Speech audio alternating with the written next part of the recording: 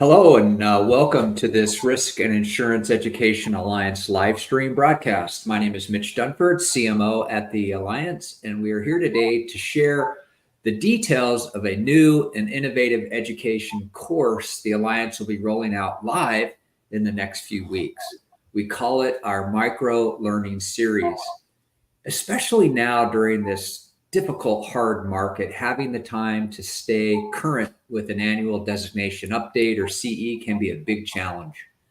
This new fully online self-paced microlearning series allows you to spend just a few minutes each day working through the materials, and before you know it, you're finished. With me today to talk about this new course are two of my colleagues, Emily Bentley from our instructional design team and Jeremiah Gonzales, our commercial lines academic director. A warm welcome to both you guys. Thank you. Thank you. Hi, Mitch. Jeremiah, why don't you introduce yourself to our viewers and tell us a little bit more about your career in insurance and your role here at the Alliance? Sure. Like Mitch said, I'm Jeremiah Gonzales. I'm the current commercial lines academic director here at the Alliance. I've been in the insurance industry for a little over 20 years. I was a temp sent to an insurance agency. I knew nothing about insurance. I didn't even know the place I was going was an insurance agency until I got there. So I was just, like I said, I was a temp. I was sending faxes, answering the phone, and that got pretty boring after a while, and they noticed that. So they said, can you do this and can you do that? And they just kept giving me more to do. Little did I know they were unintentionally showing me how to work in the insurance industry. And so eventually they sent me to get licensed, and I started working as a account manager. And like I said, that was over 20 years ago, and I've worked at several agencies around Texas. And then a little over 2 years ago, and just for the record, I worked with the Alliance for a number of years before I came on board. So I was kind of familiar with everyone here and what the Alliance was doing and what they wanted to do. And then a couple of years ago, I was approached about coming on board with the Alliance, and here I am, and I'm happy to be here. I love the direction that the Alliance is going, and what we're doing with the learning material and classes and courses available. So I'm excited to be here today to talk about this one. Yeah, we're so glad you're here, Jeremiah. In addition to have earned your CIC and CRM, you played a significant role in this new program, so we're just delighted to have you here. Emily, why don't you introduce yourself? You have a master's degree in education. You're part of our instructional design team. Tell our viewers a little bit about yourself, your experience, and specifically about instructional design. Many people don't know about that, and how an instructional designer works with a subject matter expert like Jeremiah to create an exceptional educational experience. Go ahead. Sure. Thank you, Mitch. So yes, I have worked in the education field for pretty much my whole career. I started as a program manager at an educational nonprofit, and then moved to teaching for several years. But I realized over time that my real passion was in curriculum design. And so I ended up going back for my master's degree in learning design and technology. And then I came here to the Alliance about 3 years ago, and have worked as an instructional designer ever since. So I work really closely with subject matter experts like Jeremiah to help develop all aspects of our educational content. So we design textbook style learning guides. We design our online self-paced courses, this learning pathway. And so really my job is to help take that great content that our subject matter experts are putting together and make sure it's in a format that's really easily understandable and interactive for our learners. So I make sure that all of our text is structured in a way that's easy to understand, that our exam questions are challenging but also fair, making sure that our online courses are interactive, and that we have a lot of different opportunities for people to practice their knowledge in a practical way. So to sum it up, an instructional designer through your education and experience is really good at creating learning experiences that are just more than reading. It's interactions, it's videos, it's podcasts. It's everything all coming together in a way that helps adult learners understand and learn the material well. Is that a kind of a good description? Exactly. Yes. I mean, this is professional development curriculum. So we want our learners to be able to apply this right away when they go back to their job. And so really my role is helping make sure that we have opportunities for them to put their knowledge into practice and to make sure that we're really providing a practical experience for them. Excellent. And that leads right into my first question for you, Emily, is can you, and I touched on this a little bit in my introduction, but can you share with our viewers how this new micro-learning series is a significantly different and a new learning approach for the Alliance? Sure. Yeah, so the goal of this project was really to provide our learners with a simple, convenient, effective route to pursuing professional development courses or to pursuing their designation updates for our designation programs throughout the year without having to take time off of work. So a lot of our participants know that when they take our classroom or webinar courses, they're having to take a half day or a full day off of work to attend those sessions. And this is different. So what microlearning means is that every component of the learning is 10 minutes or less, which means that people can log in from anywhere. You can do this on a laptop, on a phone, on a tablet, and they can log in and just do a little bit every day throughout the year. So these are broken into 6-month chunks. So every 6 months is worth 8 hours. And so it really has some benefits beyond just the convenience aspect as well. Microlearning can contribute to better knowledge retention because instead of sitting there and getting so much information thrown at you really fast and then you're done, you're working on it little bit by little bit over the course of several weeks. And so that's another reason why we think this is going to be a really great, effective way for our participants to learn. And we've also designed this to be engaging and interactive. So we use multiple media formats. We've got short e-learning courses. We've got snippets of classroom webinars and podcasts, articles that are written by experts in the field, quiz games every other week. And so this is just a way for people to have the same great content, but they're just experiencing it in a different way. Would you like me to show you what this looks like? Yeah, that'd be great if you could share your screen and to give our viewers an example of what we're talking about here. The course is 100% online. It's self-paced. It's divided into 2, did you say 8-hour modules, commercial lines 1 and 2. And I'll get into that in a minute with Jeremiah, but why don't you kind of talk through this a little bit? Sure. So when our users log into their learning portal, they will find the pathway that they're enrolled in. And every topic is broken up into or split up into 2 months over the course of 2 months. So you'll see for each month, they'll have their learning objectives so they know exactly what they're supposed to be working on. And then each week, we've got the suggested activities for that week. Now, if you wanted to do weeks 1 and 2 all together and get it out of the way, you totally can. If you wanted to split week 1 up into 2 weeks, you could do that too. So these are really just suggestions. You can see that we've got different types of activities. We start with a video, then an e-learning course. Over the course of this week, we've got quiz bowl challenges. We've got articles, classroom webinar clips. So all kinds of different content for our learners to work from. And this is also structured in a really kind of progressive way. So we start with an overview of the topic. For a lot of people, this might be a review of the topic. And then as we get into further and further into the months, we start to get into more of the practical application. So that's what this looks like. And we can also take a look at specifically like what an e-learning interaction might look like. So we'll take a look at this coinsurance client simulation.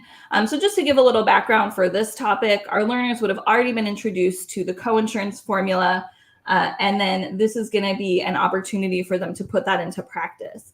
And as you can see, this is designed so that you could take it on your phone or on a tablet. I'm going to use the desktop view just to, so we can see it a little better for today. But I just did want to kind of demonstrate that you can really use any device to take these courses. That's really cool. So if, just for example, your kid's soccer game, theoretically on your phone, you could be working at home on your desktop, get to the soccer game during halftime or whatever, you break out your phone and you finish up the assignment for that day. Exactly. Yeah. That's your pretty lunch cool. break, your kid's soccer game, commercial break of the football game, whatever it is, you can log in really easily and quickly. So we'll take a look at this little simulation. So this is, like we said, an opportunity to actually put the coinsurance formula into practice. So we're going to be working with this client who has purchased a business income policy, and we're going to help her to determine the correct limit of insurance and coinsurance percentage. So Jeremiah, you're going to be my guinea pig for this, if you're okay with that. And so I'm going to have you kind of help answer some of these questions. And just so everybody knows, if Jeremiah gets an answer wrong, it's on purpose because we want to show kind of how this works. Okay, so our client has decided that she wants a business income policy, but she is confused on what her options are. Okay, so Jeremiah, if you want to pick one of these responses that we could give to our client. Let's go with number 3. Okay. All right. So we tell her there's a few different options available depending on how much coverage she needs and how much she's willing to spend. All right. So then we're going to assume that we've told her all about her different options, and she decides that she wants to go with coinsurance because it provides lower rates. All right. So now we're going to ask her some questions about her annual business income and her estimated maximum length of suspension so that we can help her determine her limit of insurance and the percentage that she wants to select. All right, so Katie tells us she's got a business income of $1 million. And based on what she knows from other people in the industry, she thinks that she could reopen her shop in about 9 months in the event of a total loss. So Jeremiah, do we want to recommend a $500,000 limit, a $750,000 limit, or a $1 million limit? Let's go with $750,000. All right, so we're going to recommend a $750,000 limit. All right, so Katie says that makes sense. We're going to continue. All right, so now Katie's asking, how are we going to calculate coinsurance? So we've got 3 different options here where we're saying, okay, we know that she's got about 75% based on the limit that she's selecting. So which coinsurance percentage should we select? Jeremiah, if you can go ahead and give me a wrong answer, just so we can see what it looks like when we get a wrong answer. This goes against everything I feel, but I'm gonna give you the wrong answer. Let's go with number 1. All right, so we're gonna recommend a coinsurance percentage of 75%. Oh no, that option is not listed on the policy, so Katie can't choose that option. So let's go back, and it gives us the options. Try again. All right, let's do 70% this time. Okay. All right, so Katie says great. And we're going to continue, and our scenario is complete. So that's just a little taste of what one of our e-learning interactions might look like. They are not all quite this interactive. They're not all quite working with clients, but this would be a little bit further along into our sequence where we're actually giving our participants an opportunity to practice what they've learned. So Emily, about how much time each day would a participant need to dedicate to this to get through the 8-hour segment in 6 months? So we've really broken it down so that we're asking them to do no more than 20 minutes per week. So if you assume that they're logging in 4 to 5 times per week, then that's going to be an average of about 4 to 5 minutes per day. Interesting. Now we do have some of our content might take a little bit longer, like 10 minutes. So you might have 1 week where you log in for 10 minutes one day, and then you don't need to do as many days. But really on average, about 4 to 5 minutes per day maximum. Okay, but there's no penalty for doing more. I mean, you could sit down and bang out a whole bunch of it one day and no problem, right? Exactly. This is completely self-paced. So, one of the things with adult learners is that adult learners can kind of decide for themselves what works best, right? And so if you want to go through this much faster, you can. It might also take you less time if you're more experienced in the industry, right? If you're a beginner, you might need to go through this a little bit more slowly. You might be working at a quicker pace if you have been at this for a long time. So it's really going to depend on the learner. The one thing I wouldn't recommend is trying to get through all of this in just a couple of days, because like we said earlier, there is a benefit to kind of logging in and doing this more consistently throughout the year. Sure. And we've mentioned this before, but I think an important part of this is that our participants understand this is not just reading. This is videos, animations, podcasts, exercises like you just showed, recordings from live online events itself. So it's more than just reading, right? Yeah, much more than just reading. Really, Jeremiah actually worked really hard to go through a huge library of content and really pick some of the best of what we have in terms of our podcast clips, our articles, our webinar clips. And then myself and some other instructional designers designed some more interactive content to kind of supplement that. And so this really is a completely different experience than we've offered before. That's awesome. And that leads right into this next question for Jeremiah. Jeremiah, with this new course, we decided to focus initially on commercial lines. And it's divided into commercial lines 1 for 6 months, commercial lines 2 for 6 months. Can you describe some of the content that is included in both of those courses and who would benefit from taking this? Sure. Yeah. So in commercial lines 1, we talk about some of the more common coverages and issues that insurance professionals face regularly. GL and property insurance, they're discussed together because they fall under the category of business insurance that protects physical and tangible assets and bodily injury liabilities. So we discuss business income and ordinance or law specifically on the property side. And property insurance in general is a really tough subject. But we take a deeper dive into these particular aspects. We also discuss products and completed operations issues on the GL side. And I think it helps to cover this subject matter first because the concepts are a little bit easier to kind of wrap your head around because they're so, you see them more commonly. Now, in commercial lines 2, it goes a little further into some more liability concepts that may not be seen or dealt with every day. And these concepts, they go beyond the simplicity of physical and tangible assets. So we're talking about workers' comp and focusing on states listed in 3A and 3C and the coverage provided. And we also talk about auto insurance and commercial lines too, but we focus on the difference between autos and mobile equipment because they can be easily misidentified based on their definitions and descriptions. We also talk about cyber, which, obviously that comes up more and more in the industry. We have data breaches and cyber attacks, and expenses related to losses that are to non-tangible assets. So we get into that in commercial lines too, because they require specific coverage considerations and risk management strategies Sure. that kind of differ from GL and property.